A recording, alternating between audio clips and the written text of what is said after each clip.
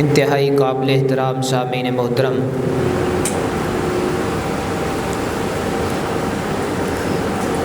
انسان دنیا میں اس لیے پیدا کیا گیا تاکہ وہ اللہ کی بندگی کرے اور اللہ کی بندگی میں اللہ رب العزت کا ہر حکم شامل ہوتا ہے۔ بندگی کا مطلب یہ ہے کہ ایک انسان اللہ تعالیٰ کی مرضی کے مطابق، اس کے احکامات کے مطابق دنیا میں زندگی گزارے۔ یہ عبادت کا مفہوم ہے، یہ بندگی ہے۔ ایک انسان کچھ باتوں میں اللہ کا حکم مان لیتا ہے اور کچھ باتوں میں وہ اپنی مرضی کر لیتا ہے، بلکہ اللہ تعالیٰ کے حکموں کی نافرمانی کر لیتا ہے، تو ایسا انسان اپنے مقصد کو پورا بھی نہیں کر رہا اور یہ بندگی کا صحیح معنوں میں حق بھی ادا نہیں کر رہا۔ بڑی سمپل سی بات ہے، سادہ سی بات ہے کہ صرف نماز پڑھ لینا، روزہ رکھ لینا، زکوٰۃ دے دینا، صدقہ خیرات کر لینا، صرف یہ چیزیں اللہ کی عبادت نہیں ہیں، صرف یہی چیزیں بندگی نہیں ہیں، اور صرف انہی چیزوں کے لیے اللہ رب العزت نے انسان کو پیدا نہیں کیا۔ نماز فرشتے بھی پڑھتے تھے اور پڑھتے ہیں، سجدہ فرشتے بھی کرتے ہیں اور کرتے تھے، فرشتے رکوع بھی کرتے ہیں، قیام میں بھی کھڑے ہوتے ہیں، لیکن باقی جو دنیاوی معاملات ہیں جن کا تعلق انسان کی زندگی کے ساتھ ہے، یہ کام فرشتے سر انجام نہیں دیتے۔ فرشتے کھاتے نہیں ہیں، پیتے نہیں ہیں، ان کی اولاد نہیں ہے، وہ شادی نہیں کرتے، سوتے نہیں ہیں، کماتے نہیں ہیں، جائیداد نہیں بناتے، زمینیں نہیں بناتے، ان چیزوں کا ان کو شعور بھی نہیں ہے اور ان چیزوں کی ان کو ضرورت بھی نہیں ہے۔ اللہ رب العزت نے انسان کو دنیا میں بھیجا، پیٹ لگایا، خواہشات رکھیں، ضروریات رکھیں، اس کو کھانے پینے کی حاجت رکھی، اولاد کی ضرورت رکھی، اس کو گھر بار زمین کی ضرورت اور حاجت رکھی۔ یہ ساری ضروریات رکھنے کے بعد فرمایا کہ میں نے تمہیں دنیا میں اپنی عبادت کے لیے بھیجا ہے۔ ایک انسان یہ سارے کام چھوڑ دے اور صرف عبادت کرے، وہ فرشتہ ہے، اور ایک انسان یہ سارے کام سر انجام دے، عبادت چھوڑ دے، وہ حیوان ہے، وہ جانور ہے۔ بڑی سمپل سی بات ہے، سادہ سی بات ہے اور عام فہم سمجھ آنے والی بات ہے۔ انسان دنیا کو چھوڑ دے، عبادت میں لگ جائے، وہ فرشتہ ہے۔ انسان دنیا میں پڑ جائے، عبادت چھوڑ دے، وہ حیوان ہے۔ انسان کی آزمائش کس بات میں ہے کہ ساری خواہشات کے باوجود پیٹ کو بھرنے کے ساتھ ساتھ ضروریات کے ہوتے ہوئے، اے انسان پھر تیری آزمائش ہے کہ تو اللہ کی بندگی کرتا ہے یا نہیں کرتا۔ اسی لیے اللہ رب العزت نے انسان کو دنیا میں بھیجا ہے۔ تو نے کھانا بھی ہے، پینا بھی ہے، سونا بھی ہے، اولاد بھی ہے، بیوی بھی ہے، گھر بار بھی ہے، خواہشات بھی ہیں، مال کی بھی ضرورت ہے، زمین کی، گھر کی بھی ضرورت ہے، پھر تو اللہ کی بندگی کر، اس میں تیری آزمائش ہے۔ ایک انسان نماز اللہ کے حکم کے مطابق پڑھتا ہے اور باقی سارے کاموں میں مرضی کر لیتا ہے، اے انسان، اللہ نے تجھے اس بات کے لیے تو پیدا کیا ہی نہیں تھا، تیری زندگی کا یہ تو مقصد ہے ہی نہیں۔ نماز اللہ کے حکم کی، مسجد سے باہر ہر کام میں اپنی مرضی، یہ مسلمان نہیں ہے۔ ایسا انسان اللہ کو مطلوب نہیں ہے۔ مسلمان کسے کہتے ہیں؟ مکمل اطاعت کرنے والا، فرما برداری کرنے والا۔ آپ اسلام کے معنی دیکھ لیں، مسلمان کے معنی دیکھ لیں۔ مسلمان کسے کہتے ہیں؟ مسلم کسے کہتے ہیں؟ مکمل اطاعت اور فرما برداری کرنے والا وہ مسلم ہے۔ ہم میں سے ہر انسان نماز پڑھ کے دین کو فارغ کر دیتا ہے، روزہ رکھ کے دین کو سائڈ پہ رکھ دیتا ہے۔ ہم میں سے ہر انسان سمجھتا ہے کہ اس نے داڑھی رکھی، 5 وقت کی نماز پڑھتا ہے، اگر خاتون ہے تو وہ پردہ کرتی ہے، نماز پڑھتی ہے، اور باقی سارے معاملات اپنی مرضی سے سر انجام دیتے ہیں، اور پھر ہم سمجھتے ہیں کہ ہم پکے مسلمان ہیں۔ نہ اسلام اس چیز کا نام ہے، نہ مسلم اسے کہتے ہیں، نہ اللہ رب العزت نے اس کام کے لیے بندے کو دنیا میں بھیجا ہے، اور نہ ہی ایسا انسان کامیاب ہو سکتا ہے۔ عبادات کو ایک سائڈ پہ رکھ کے صرف ایک بات میں آپ احباب کے سامنے آج کے خطبے میں رکھنا چاہتا ہوں کہ ایک انسان کمائی کرتا ہے اور وہ حرام کما لیتا ہے، نماز بھی پڑھی جا رہا ہے، یہ مسلم ہے۔ ایک خاتون نماز بھی پڑھتی ہے اور سود بھی لیتی ہے۔ ایک خاتون اپنے آپ کو مسلمان بھی سمجھتی ہے، رشوت لین دین، انسان رشوت لین دین، کسی کا حق مار لینا، چوری کھا لینا، ملاوٹ کر دینا، وہ سمجھتے ہیں کہ ان کے ساتھ بھی ہم مسلمان ہیں۔ آج کے خطبے کی سب سے پہلی بات سن لیجئے، رزق حرام کمانے والا اللہ کا مطلوب مسلمان نہیں ہے، چاہے وہ نماز تہجد بھی پڑھتا ہو۔ پہلی بات،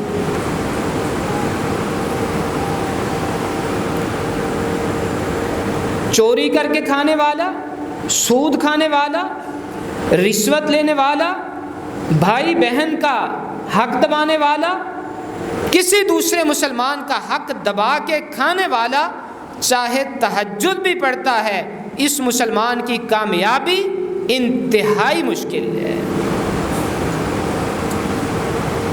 قرآن مجید کیا کہتا ہے ایسے انسان کے بارے میں جو رزق حرام کھاتا ہے اور پرواہ نہیں کرتا کہاں سے آ رہا ہے، کدھر سے آ رہا ہے، میں کیسے کما رہا ہوں، پرواہ نہیں کرتا۔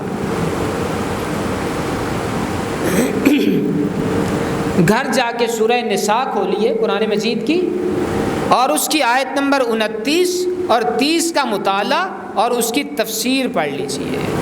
آپ کے گھر میں کوئی بھی اگر قرآن مجید ہے، یہ مسجد میں پڑھا ہوا ہے تفسیر والا قرآن مجید، یہاں بیٹھ جائیں، سورہ نساء آیت نمبر 29 اور 30 ترجمہ اور تفسیر پڑھ لیں، میری تمہید آپ کو سمجھ آ جائے گی کہ میں آپ کو سمجھانا کیا چاہ رہا ہوں۔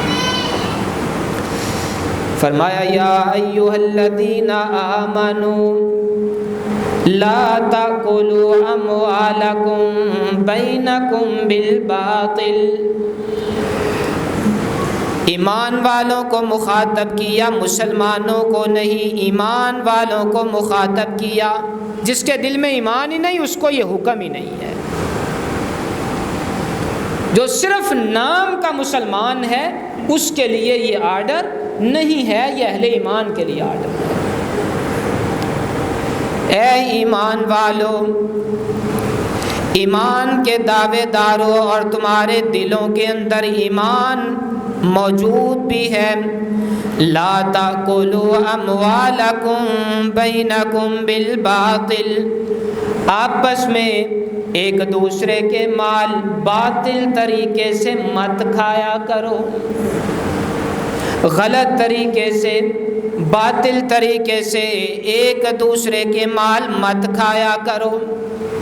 اب باطل طریقے کون سے؟ حرام کے جملہ طریقے وہ باطل طریقے ہیں، جو میں نے کچھ نام بھی لے دی آپ کے سامنے، یا اس کے علاوہ جو بھی آپ کے مائنڈ میں حرام کمانے کا ذریعہ ہے وہ دوسرے کا مال باطل طریقے سے کھانا ہے۔ رشوت، سود، چوری کا مال، کسی کا حق چھین کے کھا لینا، غصب کر لینا، کسی کے حق پہ قبضہ کر لینا، بہن بھائی کو جائیداد جو حصہ بنتا ہے وہ نہ دینا اور خود کھانا اور اپنے بچوں کو کھلانا، یہ سب باطل طریقے ہیں۔ ملاوٹ سے کھانا، جھوٹ بول کے کمانا، یہ سب باطل طریقے سے دوسرے کا مال کھانا ہے، نہ کھاؤ۔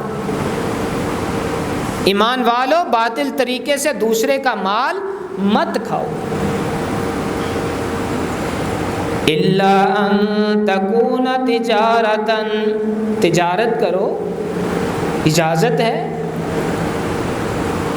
اللہ رب العزت کا پسندیدہ عمل ہے تم حلال کمائی سے، حلال طریقے سے تجارت کرو، کاروبار کرو، اللہ کا پسندیدہ ترین عمل ہے، اللہ کے نبی کی سنت ہے، انبیاء کی سنت ہے، تجارت کرو۔ تجارت سے تم کسی سے نفع لے کے کھاؤ، اللہ رب العزت کی طرف سے تمہیں اجازت ہے۔ وَلَا تَقْتُلُوا أَنفُسَكُمْ،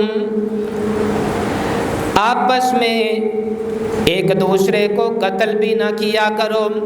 فَإِنَّ اللَّهَ كَانَ بِكُمْ رَحِيمًا، یہ سارے احکام اللہ تمہیں اس لیے سکھا رہا ہے کہ اللہ تم پہ بڑا مہربان ہے، وہ تم پہ مہربانی کرنا چاہتا ہے، تم پہ رحم کرنا چاہتا ہے، اسی وجہ سے حرام کھانے سے تمہیں روک دیا، قتل کرنے سے تمہیں روک دیا۔ آیت نمبر 30 کا ترجمہ سن لیجئے وَمَن يَفْعَلْ ذَلِكَ عُدْوَانًا وَظُلْمًا، جو بھی بندہ یہ دونوں کام کرے گا، پہلی آیت میں دو کام ہیں، قتل کرنا اور حرام کھانا۔ اپنے دلوں پہ اس آیت کا ترجمہ نوٹ کر لیجئے۔ حالات نے تمہیں مجبور کر دیا، خواہشات نے تمہیں مجبور کر دیا، دنیا کے رنگا رنگ کی زندگی نے تمہیں مجبور کر دیا، تمہاری اولادوں نے حرام کمانے پہ تمہیں اکسا دیا، تمہاری بیویوں نے، تمہارے بچوں نے تمہیں حرام پہ لگا دیا، تمہیں مجبور کر دیا، حرام کماتے ہو، حرام کھلاتے ہو، اپنے بچوں کے پاس حرام لے کے آتے ہو۔ اللہ کا حکم سن لیجئے وَمَن يَفْعَلْ ذَلِكَ عُدْوَانًا وَظُلْمًا، جو بھی بندہ زیادتی کرتے ہوئے، ظلم کرتے ہوئے حرام طریقے سے مال کھائے گا، کسی کو قتل کرے گا، فَسَوْفَ نُصْلِيهِ نَارًا، ہم ان قریب ان بندوں کو جہنم کا ایندھن بنا کے رکھ دیں گے۔ کہاں گئی نمازیں؟ کہاں گئی نماز تہجد؟ کہاں گئی تمہاری دینداری؟ خاتون ہے تو تمہارا پردہ کہاں گیا؟ تمہاری تہجد، صدقہ خیرات کہاں گیا اگر حرام کھاتے ہو تو؟ تم سمجھتے ہو کہ اللہ رب العزت بڑا رحیم ہے، واقعتاً رحیم ہے۔ اللہ رب العزت بڑا مہربان ہے، واقعتاً مہربان ہے، لیکن کسی کا مال حرام طریقے سے اگر تم نے کھا لیا، اللہ تم پہ رحم نہیں کرے گا۔ نماز چھوڑی ہے، اللہ چاہے گا تو معاف کر دے گا، رحم کر دے گا، نہیں چاہے گا تو نہیں کرے گا۔ سود کھایا، کسی سے مال لیا، رشوت لی، چوری کر لی، بہن بھائی بیٹے کا حق دبا لیا، اللہ تم پہ رحم نہیں کرے گا۔ میرے سامنے دو قرآن پڑے ہیں، میں قرآن سامنے رکھ کے یہ مسئلہ آپ کو سمجھا رہا ہوں، اللہ تم پہ رحم نہیں کرے گا۔ بلکہ ہوگا کیا؟ بڑا کلیئر مسئلہ ہے، ہوگا کیا؟ پرواہ کوئی نہیں، کدھر سے آ رہا ہے، کیسے آ رہا ہے، بس آنا چاہیے، آنا چاہیے۔ فَسَوْفَ نُصْلِيهِ نَارًا، حرام کھانے والوں کو اللہ جہنم کا ایندھن بنا کے رکھ دے گا۔ وَكَانَ ذَلِكَ عَلَى اللَّهِ يَسِيرًا، اور جہنم میں ڈال دینا یہ کام اللہ پہ بڑا ہی آسان ہے، کوئی زبردستی نہیں کر سکتا، اللہ پہ یہ کام بڑا آسان ہے۔ جس دور میں میں اور آپ پیدا ہوئے اور زندگی گزار رہے ہیں، ذرا آنکھیں کھولیے، آنکھیں کھولیے، دھیان میری طرف کیجیے ذرا۔ جس دور میں میں اور آپ پیدا ہوئے، ہم زندگی گزار رہے ہیں، میرے اور آپ کے پیر و مرشد نے اس دور کے بارے میں آج سے 1450 سال پہلے فرما دیا تھا۔ یاتی علی الناس زمان، لوگوں پہ ایک ایسا وقت آ جائے گا، ایک ایسا زمانہ آ جائے گا، لا یبال المرء، آدمی پرواہ کرے گا ہی نہیں، آدمی خیال کرے گا ہی نہیں، ما اخذ منہ امن الحلال ام من الحرام، ایسا وقت آ جائے گا بندہ پرواہ کرے گا نہیں، جو مال میرے پاس آ رہا ہے یہ حرام کا مال ہے یا حلال کا مال ہے، پرواہ نہیں کرے گا۔ بڑے بڑے نمازی، بڑے بڑے تہجد پڑھنے والے اور بڑے بڑے دین کے ٹھیکیدار، دین کا نام لینے والے، صف اول میں نماز پڑھنے والے، اپنے آپ کو مسلمان گرداننے والے، اپنے آپ کو اسلام کا ٹھیکیدار سمجھنے والے، لیکن جب مال کمانے کی بات آتی ہے دین دھڑم سے گر جاتا ہے۔ کسی کے حق کی بات آئی، دین پتہ نہیں کہاں جاتا ہے۔ بیٹیوں کا مال وراثت، بیٹوں کا مال وراثت، ہمسائے کی زمین، گھر والی باہر والی، بیوی کا مال جو اس کی وراثت ہے، بھائیوں کا مال، یتیموں کا مال، رشتہ داروں کا مال، اور تجارت میں جھوٹ، تجارت میں بات بات پہ جھوٹ، بات بات پہ جھوٹ۔ یہ کون ہے جی؟ یہ ہیں جی تہجد گزار۔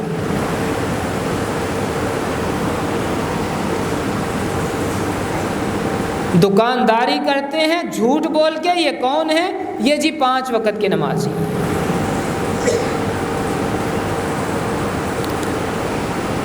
چیزیں بیچتے ہیں، ملاوٹ کرتے ہیں، یہ کون ہے جی؟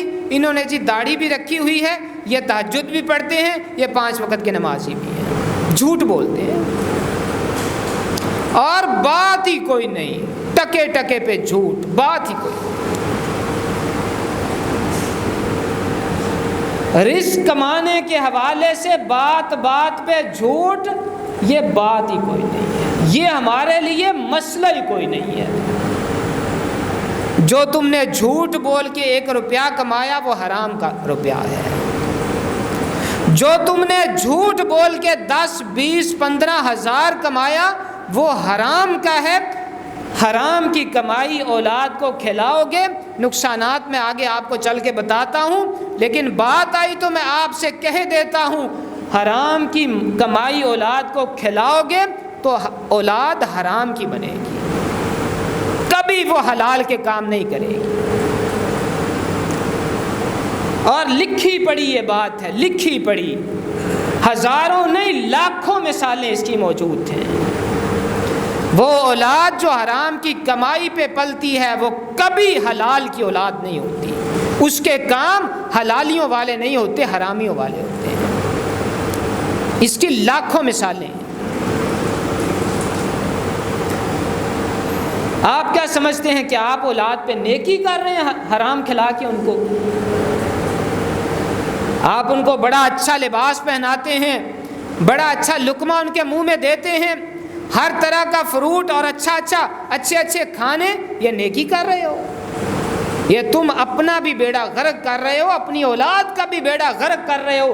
تمہاری اولاد کے بدن پہ اللہ کی قسم پیوند لگا کپڑا ہو اور وہ حلال کا ہو، یہ تمہاری اس کے ساتھ نیکی ہے، یہ تمہارا اس بچے کے اوپر احسان ہے کہ تم نے پھٹا پرانا دیا ہے لیکن حلال کا دیا۔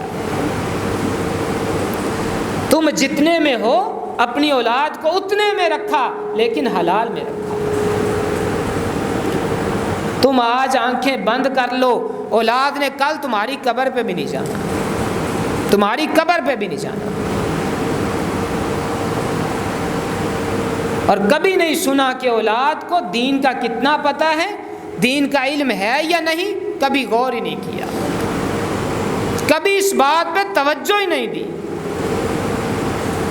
بڑی ابتر صورتحال ہے، بڑی خراب صورتحال ہے ہماری نسلوں کی، ہماری اولادوں کی دین کے حوالے سے۔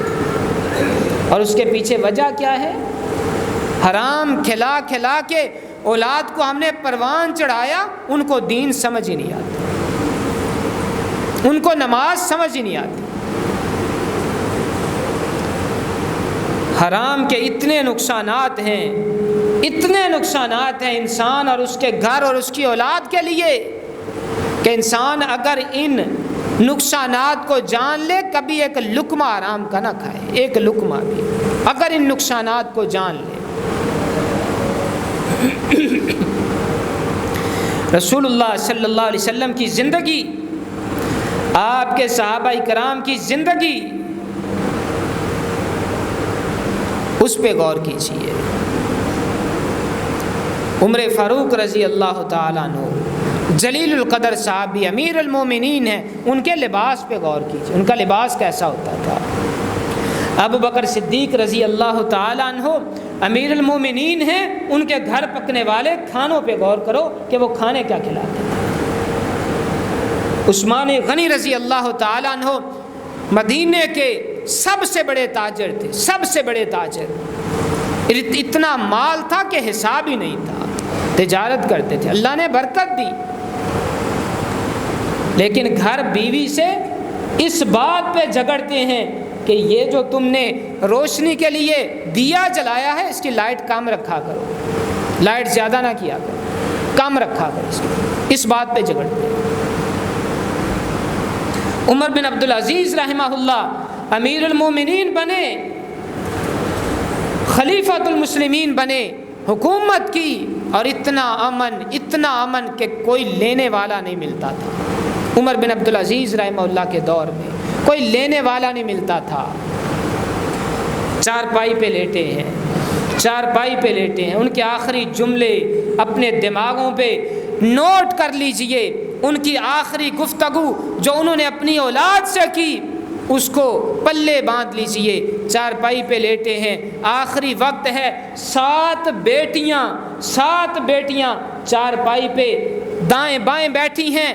عمر بن عبدالعزیز رحمہ اللہ کی آنکھوں میں آنسو جاری ہو گئے، امیر المومنین ہیں، آنکھوں سے آنسو جاری ہو گئے۔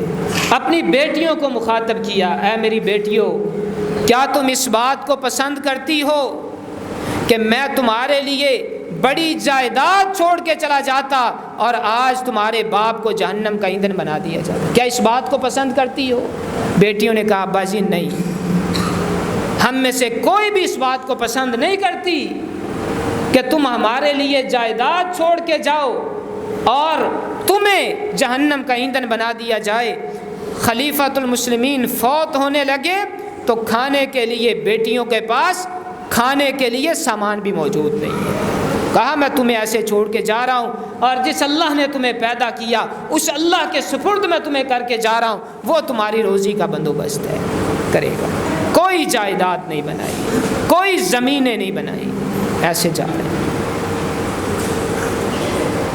ان کے لیے کیا مشکل تھا کہ بیت المال سے جتنا چاہتے مال لے لیتے؟ کیا مشکل تھا ان کے لیے؟ کیا مشکل تھا، 2 4 10 مربع زمین اپنی بیٹیوں کے نام لگا دیتے، ان کو کس نے پوچھنا تھا؟ خلیفۃ المسلمین تھے۔ رسول اللہ صلی اللہ علیہ وسلم تشریف فرما ہیں، آپ کے نواسے حضرت حسین رضی اللہ تعالیٰ عنہ نے کھجور کے ڈھیر میں سے ایک کھجور پکڑی، بچے تھے، کھجور پکڑ کے منہ میں ڈال لی، چبانے لگے۔ رسول اللہ صلی اللہ علیہ وسلم نے اپنے نواسے کے منہ میں انگلی ڈال کے کھجور نکال دی، کہا یہ صدقے کا ہے اور صدقہ آل بیت کے لیے جائز نہیں ہے۔ ایک کھجور، ڈھیروں کے ڈھیر کھا جاتے ہو حرام کے اور پرواہ کوئی نہیں ہے، ایکڑوں کے ایکڑ ہڑپ کر جاتے ہو بھائیوں کے، بہنوں کے، بیٹیوں کے، اور پرواہ کوئی نہیں ہے، ایسے جیسے انسان نے مرنا ہی نہیں ہے۔ جس انسان کو یہ پتہ ہو کہ قیامت والے دن مجھے اللہ کی بارگاہ میں کھڑا کیا جائے گا اور کھڑا کرنے کے بعد مجھے پوچھا جائے گا، مجھ سے 2 سوال کیے جائیں گے، اللہ رب العزت کی بارگاہ میں میرے قدموں کو جما دیا جائے گا۔ حدیث سن لیجئے، میرے اور آپ کے پیر و مرشد کا سچا فرمان سن لیجئے۔ رسول اللہ صلی اللہ علیہ وسلم نے فرمایا، جامع ترمذی کے روایت سند کے اعتبار سے صحیح، لا تزول قدم عبد، یہ پاؤں جمے ہوئے ہیں، اللہ کی بارگاہ میں پاؤں جمے ہوئے ہیں، ایک قدم اپنے پاؤں کو اٹھا کے آگے تم نہیں کر سکو گے، جمے ہوئے ہیں، دونوں پاؤں جمے ہیں، انسان رکا ہوا ہے، کھڑا ہے۔ سوال کیا ہوگا؟ وَعَمْ مَالِهِ مِنْ أَيْنَ اكْتَسَبَهُ وَفِيمَ أَنفَقْتَهُ، جب تک 2 سوالوں کے جواب نہیں دے لے گا، اے انسان بتا، یہ ایکڑ، یہ زمین، یہ مربع، یہ گاڑی، یہ اتنے لاکھ بینک بیلنس، اتنے پیسے تم نے اپنی زندگی کے اندر جب سے ہوش سنبھالی موت تک تم نے اتنے لاکھ، اتنے کروڑ صرف کیے، کھڑا ہو کے بتا کمایا کیسے تھا؟ دے حساب 50 لاکھ کا، 1 کروڑ کا، 2 کروڑ کا تم نے اپنی زندگی میں اپنے ہاتھوں سے کمایا، گھر لے کے آئے، بتا کہاں سے لیا تھا؟ شروع ہو جا پہلے سے اور آخر تک چل۔ یہ کوئی نئی بات ہے، یہ جامع ترمذی کی روایت ہے، آج سے 1450 سال پہلے کی یہ حدیث ہے۔ قدم نہیں اٹھا سکو گے، بتا پہلا لاکھ تو نے یہاں سے کمایا، دوسرا یہاں سے کمایا، تیسرا لاکھ تم نے یہاں سے کمایا، پھر وہاں پھر آگے سود آ گیا تو کیا کرو گے؟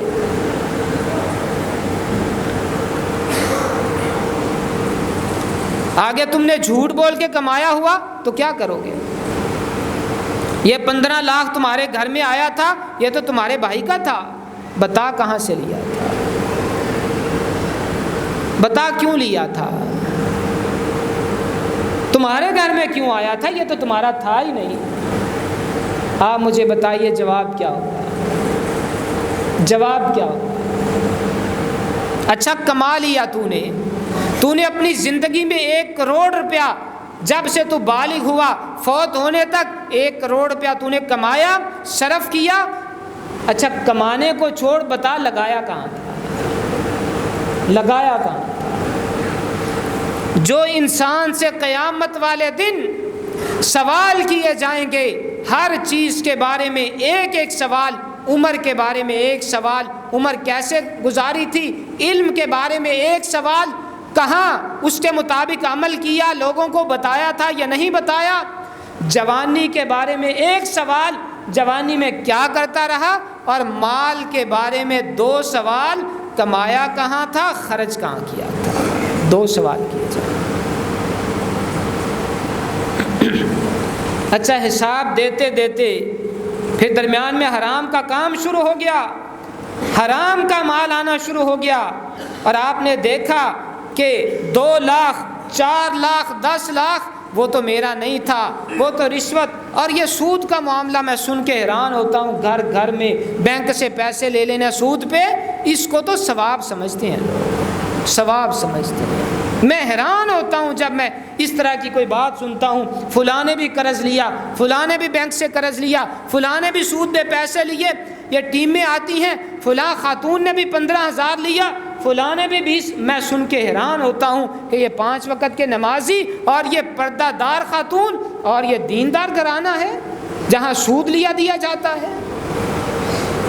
حیران ہو جاتا ہوں میں لوگوں کے نام سن کے، اور جب نام سامنے آتے ہیں کہ فلاں نے بھی بینک سے قرض لیا سود پہ، فلاں نے بھی بینک سے قرض لیا، اور اس کو ثواب سمجھا جاتا ہے۔ میں ایک بات کہنے لگا ہوں، اور یہ بات بھی میری نہیں ہے، اللہ کے نبی صلی اللہ علیہ وسلم کی بات ہے۔ ہر سود لینے والا جس تک میری یہ بات پہنچے، بلکہ اللہ کے نبی صلی اللہ علیہ وسلم کی یہ بات پہنچے، وہ اپنے سودی معاملے پہ غور ضرور کرے۔ رسول اللہ صلی اللہ علیہ وسلم نے فرمایا، جو سود کا مال کھاتا ہے اس کا گناہ بہت زیادہ ہے، کم از کم اتنا گناہ ہے جیسے یہ بندہ اپنی ماں سے برائی کرتا ہے، کم از کم اتنا گناہ ہے۔ آنکھیں کھل جاتی ہیں بندے کی، اس طرح کی احادیث سن کے آنکھیں کھل جاتی ہیں، لیکن اس بے غیرت کی نہیں جو سود کھاتا ہے، اس بے شرم کی نہیں جو سود لیتا ہے یا دیتا ہے، اور اپنے آپ کو وہ مسلمان بھی سمجھتا ہے، نمازی بھی سمجھتا ہے۔ شاید وہ یہ سمجھتا ہے کہ ماں کے ساتھ برائی کرنا یہ گناہ نہیں ہے، اس لیے وہ سود کھاتا ہے۔ اتنا بڑا جرم قرآن مجید نے اللہ سے جنگ کہا ہے کہ جو سود کھاتا ہے وہ اللہ سے جنگ کرنے کے لیے تیار ہو جائے۔ جنگ کس سے؟ اللہ رب العزت سے۔ انسان کی آنکھیں کھل جاتی ہیں، اور سود کا لیا ہوا پیسہ اور اس سے آپ کی پالی ہوئی اولاد، وہ آپ کو نہ دنیا میں سکون دے گی نہ آخرت میں سکون دے گی۔ حرام کے جتنے نقصانات ہیں ان میں سے یہ 2-4 میں نے آپ کے سامنے رکھے، اور میرے پاس ایک لسٹ موجود ہے کہ جو بندہ حرام کھاتا ہے اس کو نقصانات کتنے ہوتے ہیں۔ یہ میجر